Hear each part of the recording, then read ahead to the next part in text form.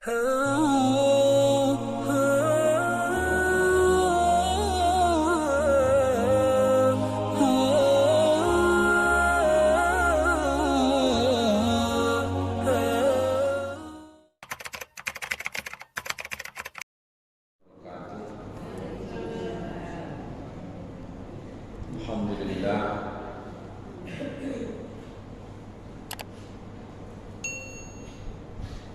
alladzi arsala rasulahu bil huda wa dinil haqq liyuzhirahu 'ala ad-dini kullih wa kafa billahi shahida asyhadu an la ilaha illallah wahdahu la syarika lah wa asyhadu anna Muhammadan abduhu wa rasuluh. Allahumma salli wa sallim wa barik ala Muhammad. Amma ba'du.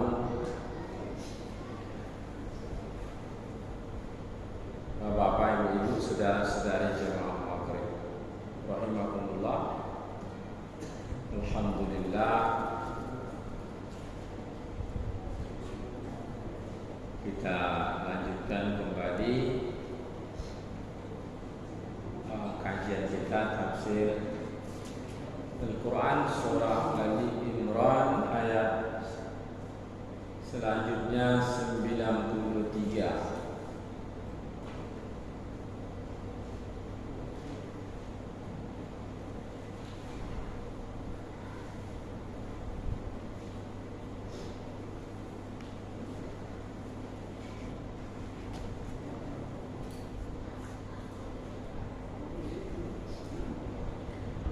Baiklah, mari kita baca bersama Bapak Ibu. A'udzu billahi minasy syaithanir rajim. A'udzu billahi minasy syaithanir rajim. Bismillahirrahmanirrahim.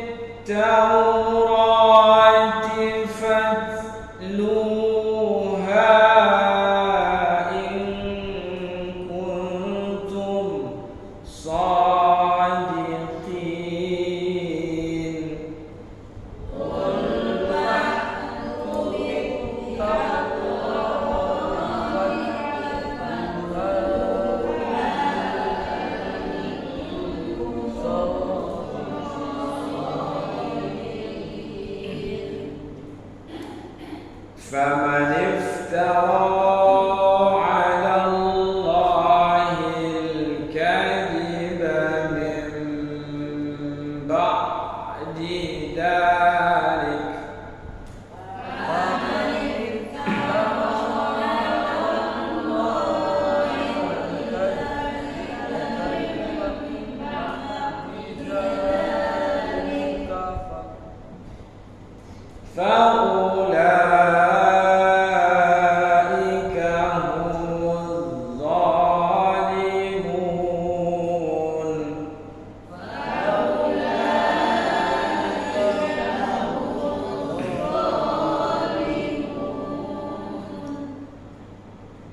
Qul sadaqallah.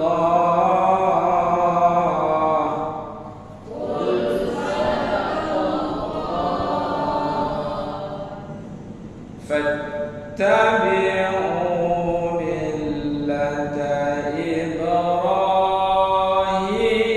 hanifa.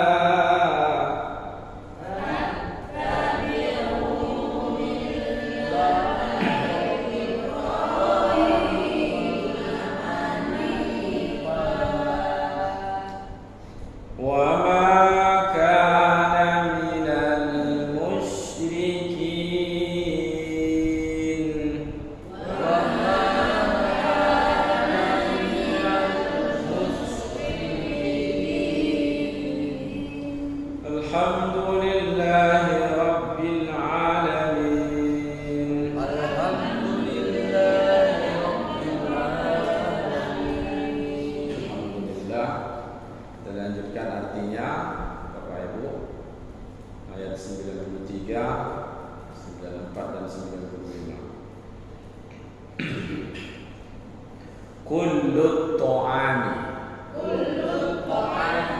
semua makanan, kana hilla, adalah halal, li bani Israila, bagi bani Israel, illa kecuali ma harrama, apa yang diharamkan, Israil, oleh Israel, ala nafsihi, atas dirinya, min qabli, sebelum antunazzala, diturunkan, at-tauratu, kitab Taurat. Qul, katakanlah ya Muhammad, Faktu, maka bawa kamulah, bit Taurati, kitab Taurat, fatluha, dan baca kamulah, in kuntum, jika kamu, shadiqina, orang-orang yang benar. Faman iftara, maka barang siapa yang mengada-ngadakan, alallahi, terhadap Allah, al-kadziba, kedustaan, mim ba'di dzalik, setelah itu, faulaika, maka mereka itu, humuz zalimuna, orang-orang yang zalim. Qul, katakanlah ya Muhammad, sadaqallahu, benarlah Allah, fattabi'u, maka ikuti kamulah, millata Ibrahim, agama Ibrahim yang lurus, wa ma kana, dan tidaklah dia, minal musyrikina, orang-orang yang musyrik.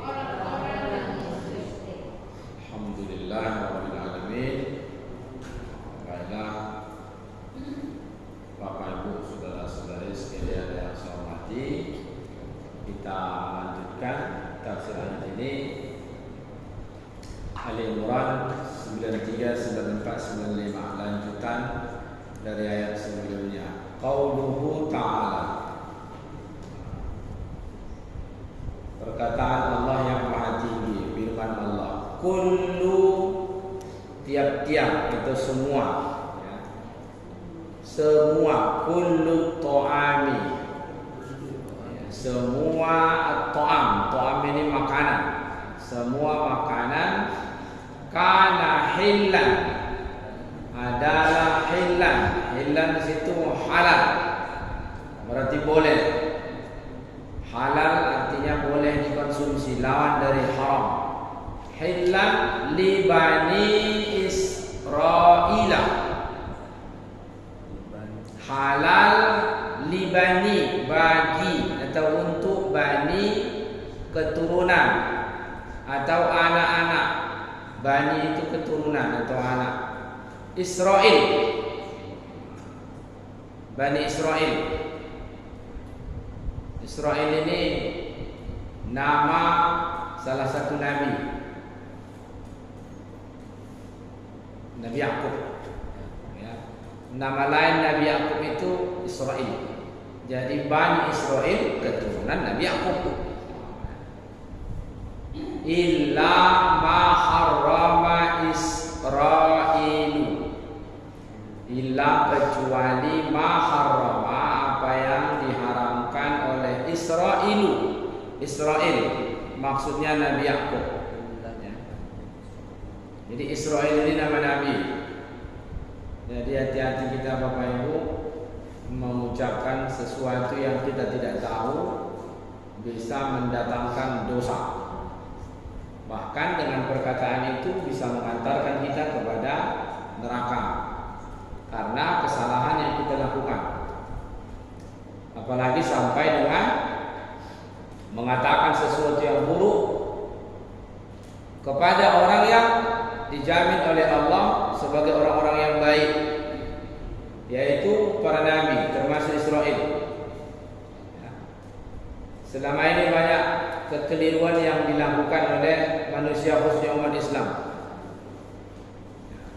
mencaci maki Israel karena dianggap Israel melakukan kezaliman terhadap orang Palestina. Kan itu yang sekarang terjadi, ya. Sehingga orang Islam yang tidak paham ikut-ikutan membuat kata-kata yang tidak baik, tuduhan-tuduhan keji dengan mengatakan ini Israel ini terkutuk, ini Israel ini dengan kalimat-kalimat yang tidak baiklah, mengatakan kurang ajar dan lain sebagainya.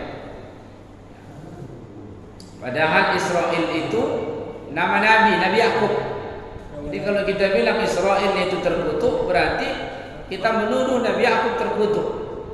Padahal yang terjadi di Palestina sana, keturunannya bukan Israelnya. Siapa itu? Yahudi. Nah, jadi kalau gram kali pun kita Yahudi, yang dikutuk itu Yahudi, Zionis Yahudi, bukan Israelnya. Nah, jadi setiap kejahatan yang dilakukan oleh Yahudi, khususnya yang berada di Palestina, banyak umat Islam yang menisbatkannya kepada Israel. Keturunan Israel, oke, kita terima, karena Yahudi itu bagian daripada keturunan Israel. Tapi bukan Israelnya yang melakukan. Israilun. Imam At-Tabari dalam tafsir At-Tabari mengatakan Israel itu berasal dari dua suku kata. Artinya baik, itu bagus sekali artinya. Israilun, satu Isra, satu Ilun. Isra itu artinya abdun, Ilun artinya Allah. Jadi Israilun artinya hamba Allah. Jadi nama Nabi Yakub, nama lainnya Israel. Israel itu artinya hamba Allah. Dalam bahasa Arab namanya Abdullah. Nah, jadi akan datang ke depan jangan lagi kita kutuk-kutuk, kita maki-maki Israel. Ya, karena Israel itu nama Nabi. Maka Nabi mengingatkan kepada kita hati-hati dalam hadis Bukhari, karena perkataan kita bisa menyebabkan kita masuk ke dalam neraka. Wa innal abda, kata Nabi, la yatakallamu bi kalimatin min sakhatillah la yulqi laha wabalan yahwi biha finnar fi jahannam. Kata Nabi, ada orang yang mengucapkan sesuatu yang ucapannya itu bisa memunculkan muka Allah. Kenapa? Karena dia tak peduli apa yang diucapkan. Yahwi biha fi jahannam. Jadi gara-gara ucapannya itu bisa menyebabkan dia masuk ke dalam neraka atau masuk lain. Ya. Karena nggak ada nabi yang tidak baik, tidak ada nabi yang kurang ajar, tidak ada nabi yang terkutuk. Nabi itu pilihan oleh Allah, manusia pilihan. Nabiun, pembawa berita. Kullut ta'ami, ayat ini menjelaskan tentang semua makanan kana hilal. Asalnya hilal, halal, boleh dikonsumsi di Bani Israel. Kepada keturunan Israel, Bani Israel. Illa ma harrama Israel ala nafsihi. Kecuali apa yang diharamkan oleh Israel, maksudnya Nabi Yakub. Ya.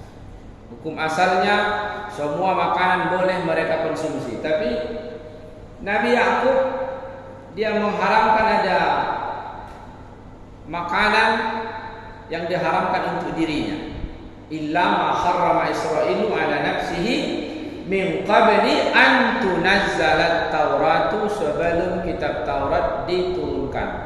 Jadi jauh sebelum Taurat diturunkan, sebelum ada Nabi Musa, karena kitab Taurat diturunkan kepada Nabi Musa. Nah, sababun nuzulnya ini yang penting. Kenapa ayat ini turun? Ya. Walaupun tidak semua ayat ada sababun nuzulnya. Sabab ini artinya sebab. Nuzul turun itu untuk ayat. Sebab turunnya ayat Al-Quran. Kalau untuk hadis, apa namanya Bapak Ibu? Sebab turunnya hadis, sebab datangnya hadis, sebab ada situ disampaikan Nabi. Namanya sababul wurud. Sababul wurud. Waroda. Ya. Sababul wurud. Warodal. Wurud itu artinya datang. Sebab datangnya hadis itu, sebabnya disampaikan Nabi, ada penyebabnya. Kalau untuk ayat namanya sababun nuzul. Apa sababun nuzulnya? Apa sebabnya ayat itu turun? Nah, di dalam tafsir sebagaimana yang diungkapkan oleh Imam Al-Baghawi, beliau mengatakan sebab turun ayat ini annal Yahuda, orang Yahudi datang menemui Nabi, beradu argumen. Ya. Annal Yahuda qalu li Rasulillah. Datang orang Yahudi menemui Nabi dengan mengatakan, wahai Muhammad, innaka taz'umu annaka ala millati Ibrahim wa kana Ibrahimu la ya'kulu luhumal ibli wa anta ta'kuluha. Kata orang Yahudi kepada Nabi, Muhammad, kau bilang kau pengikut agama Nabi Ibrahim. Karena memang Allah memerintahkan kepada Nabi, fattabi'u millata Ibrahim, termasuk kepada kita. Karena Nabi Ibrahim membawa agama tauhid, agama mengesahkan Allah. Nabi Muhammad juga seperti itu. Jadi Nabi Muhammad diperintahkan oleh Allah juga mengikut syariat yang dibawa Nabi Ibrahim, mengesahkan Allah. Bahkan dia sebelumnya, Bapak Ibu yang sudah kita lewati, ayat 67 dan 68 surah Ali Imran, ya. Makana Ibrahimu Yahudiyan wala Nasraniyan walakin kana hanifan muslima. Tidaklah Ibrahim itu Yahudi dan Nasrani. Jadi Ibrahim itu agamanya bukan Yahudi, agamanya bukan Nasrani. Walaupun orang-orang Yahudi dan orang Nasrani mengklaim bahwa Nabi Ibrahim itu beragama Yahudi, kata orang Yahudi. Orang Nasrani juga menilai, mengklaim Ibrahim itu Nasrani. Jadi dibantah oleh Allah. Apa pembantahnya? Ya, di Al-Quran disebutkan Allah, Makana Ibrahim Yahudian wala Nasranian, bukan Yahudi dan bukan Nasrani. Kenapa? Adanya Yahudi dan adanya Nasrani jauh setelah Nabi Ibrahim. Kan tak mungkin. Mana mungkin Nabi Ibrahim beragama Yahudi sementara Yahudi ada setelah Nabi Ibrahim meninggal? Mana mungkin? Mana mungkin Nabi Ibrahim itu beragama Nasrani sementara Nasrani adanya setelah jauh Nabi Ibrahim meninggal. Bahkan di ayat yang ke-68 Ali Imran yang sudah kita lewati juga, sudah kita baca, Allah mengatakan inna aulan nasi bi Ibrahim lalladzina tabauhu wa hadan nabiyyu walladzina amanu. Orang yang paling dekat, yang paling dekat dengan Nabi Ibrahim, lalladzina tabauhu, itulah orang-orang yang mengikutinya, mengikuti agama millah Ibrahim, yaitu mengesahkan Allah. Betulkah Yahudi dekat? Tidak. Betulkah Nasrani dekat? Tidak, karena mereka tidak mengesahkan Allah. Siapa mereka? Itulah orang-orang yang mengikut Nabi Ibrahim. Wa hadan nabiyyu walladzina amanu, dan ini Nabi, maksudnya Nabi Muhammad. Jadi Nabi Muhammad lah yang mengikut Nabi Ibrahim.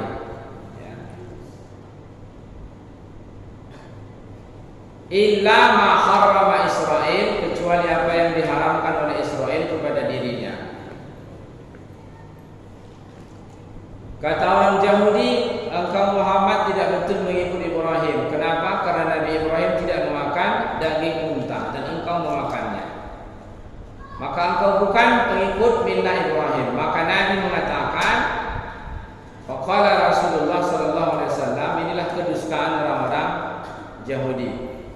Jadi ayat ini Bapak Ibu mengingatkan kepada kita bahwa ternyata orang-orang Yahudi ini, khususnya yang datang ini menghadapi Nabi, itu orang Yahudi, suka membongak.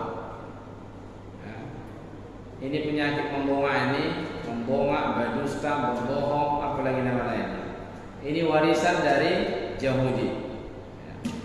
Kalau sombong, warisan dari siapa? Sombong itu warisan dari iblis. Ya, banyak pewarisnya itu sekarang. Mewarisi sifat sombong, ya, takabur. Pendusta juga begitu. Yang suka bongak itu, bohong itu. Nah, ini salah satu ayat yang menjelaskannya, orang Yahudi. Mereka berbohong. Mereka mengatakan Nabi Ibrahim tidak makan daging unta. Maka Nabi mengatakan, faqala Rasulullah, kana dzalika halalan li Ibrahim alaihi salam. Itu daging unta itu dulu halal bagi Nabi Ibrahim. Kemudian turunlah ayat ini, ya, menguatkan, meneguhkan bahwa yang disampaikan orang Yahudi itu tidak betul.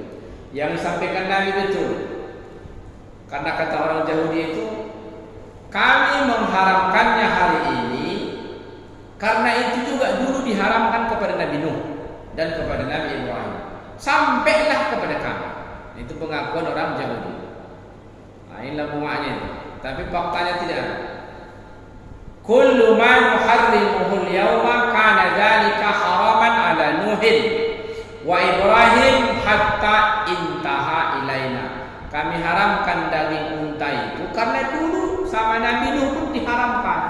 Betulkah diharamkan? Tidak, tak betul. Dulu juga diharamkan kepada Nabi Ibrahim, kata orang Yahudi. Betul haram daging unta pada masa Nabi Ibrahim? Tidak betul.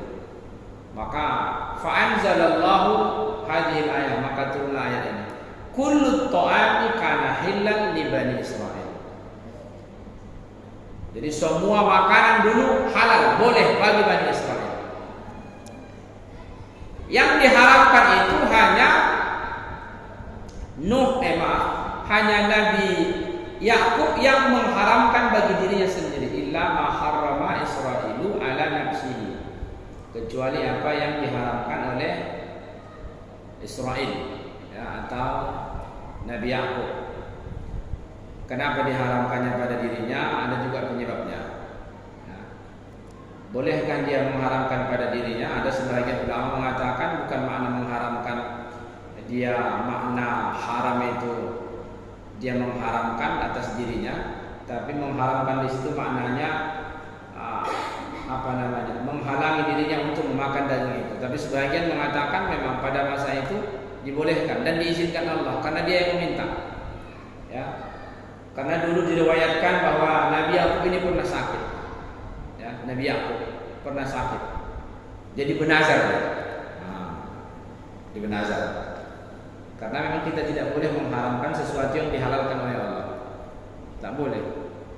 Awak makan daging kambing, asal makan daging kambing, naiklah tensi awak, menggelupuklah tak tentu. Kemudian dia bilang, ku haramkan makan daging. Tak boleh. Tak boleh. Karena hukum asalnya halal. Ya, jangan gara-gara dimakannya daging itu naik tensinya haram sama dia. Tidak. Karena dia tidak bisa diharamkan, maknanya bukan diharamkannya, tapi dia tidak mau makannya karena bisa berdampak sama dia.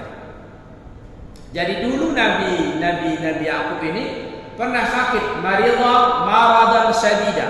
Sakitnya sangat sakit, ya. Fatala sukmuhu, dan sakitnya lama.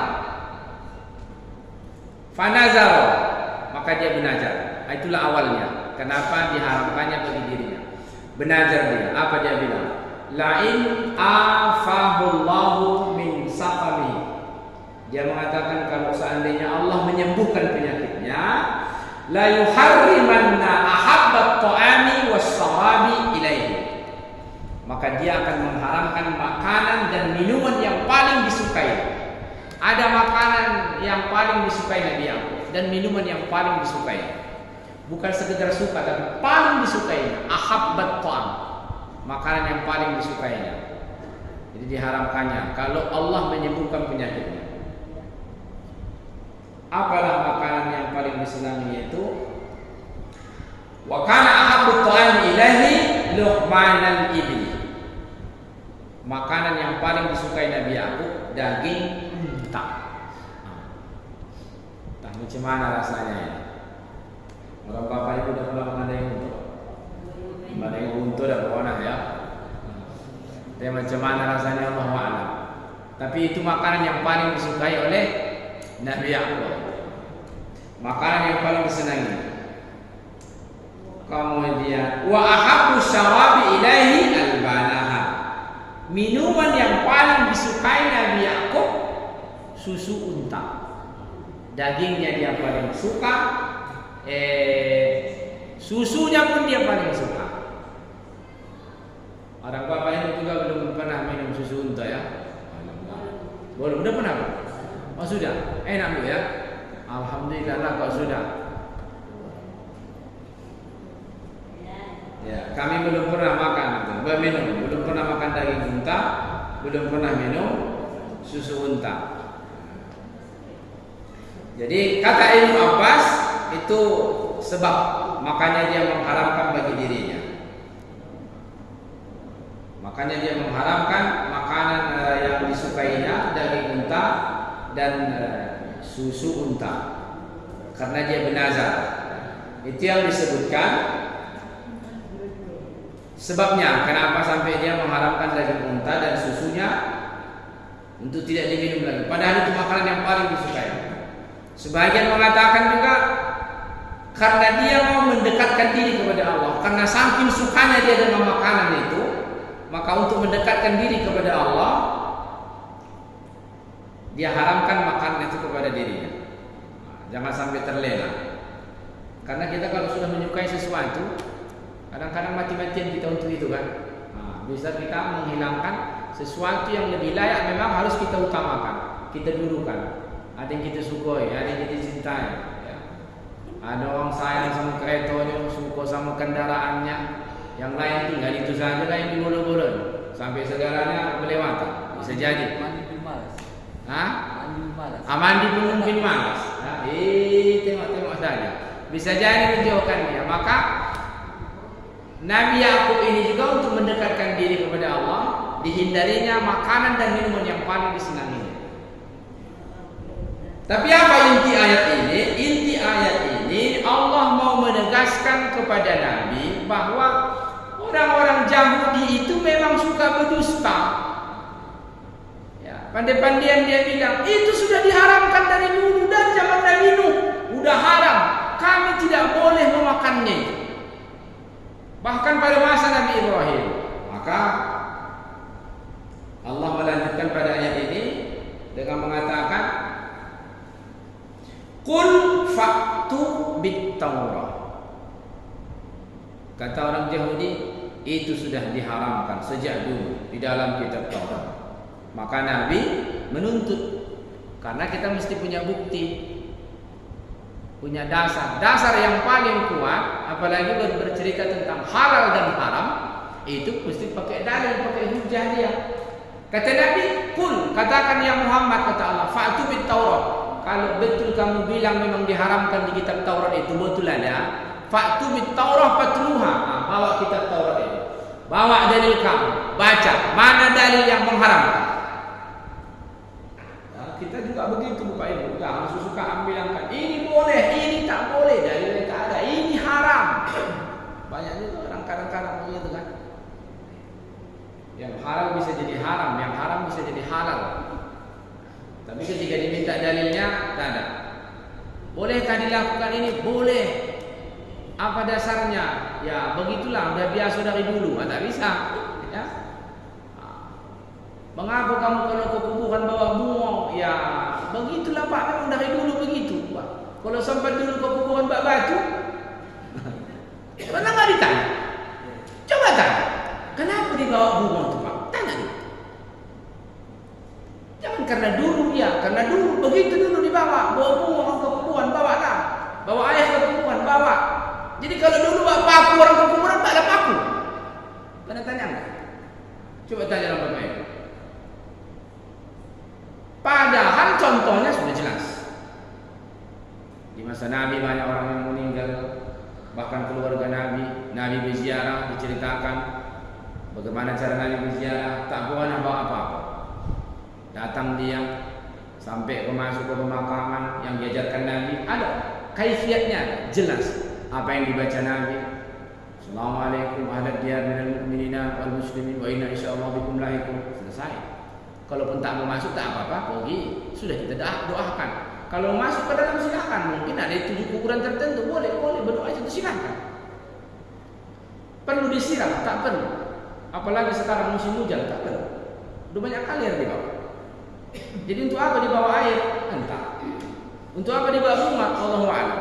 Tapi menurut mereka mau dikiaskan. Karena di kita tidak ada pelepah tamar, maka ditancapkan. Kalau ada pelepah tamar di masa Nabi, tancapkan Nabi.